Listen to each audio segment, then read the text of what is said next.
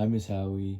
I didn't know how to do the voiceover on the slideshow, so I hope this is good enough. I know it's kind of a bad setup, but anyways, here's my presentation. I wrote about women's brains, which is an article, a scientific article about the mass of women's brains compared to men's, to see who was really smarter, men or women. So the first person that's discussed is Miss Elliott here, and she wrote about how talent had nothing to do with intelligence, and she argues against science and against all of the theories that the men think. And then next we got Braca. He's pretty cool, I guess. He made it out to be that women were less intelligent because their brains were slightly smaller in mass. But he did have some flaws in his testing, because the brains that he was dealing with, for the women, they were older. So when you're older, your brain tends to deteriorate more rather than, a young person's. And then also, the males were half a foot taller than the women, and the women, since they were way shorter than the males, had smaller brain sizes just because their height wasn't up to par with the men's.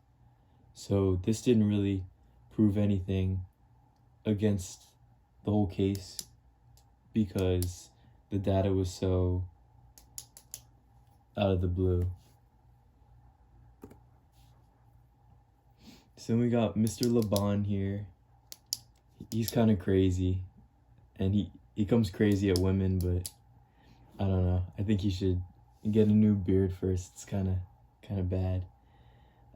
He said that women shouldn't be considered intellectually equal to men, because he took Braca's theories, but he believed them too much instead of embracing the fact that the hypothesis could have scientific error.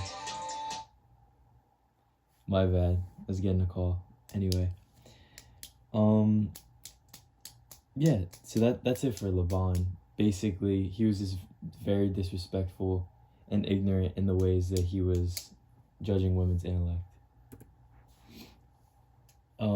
Then we have Miss Montessori here, and she took some of Braca's studies, but she also added some different variations into her studies, such as correcting the values and establishing a better correlation between the data than Braca did.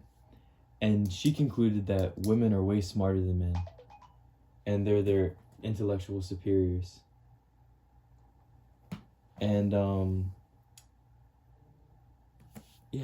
lastly, in conclusion, the author says that talent is talent, and that men and women are equal in ability, and an extraordinary person is just an extraordinary person, no matter what the gender. And then, he put a quote at the end with Miss Elliott, and I think he had a great point at the end, saying that, intellect is just intellect. And I do agree with that. And on top of that, I think that it was cool that he exhibited the data from both sides to refute both points. But that was it. Thanks for watching.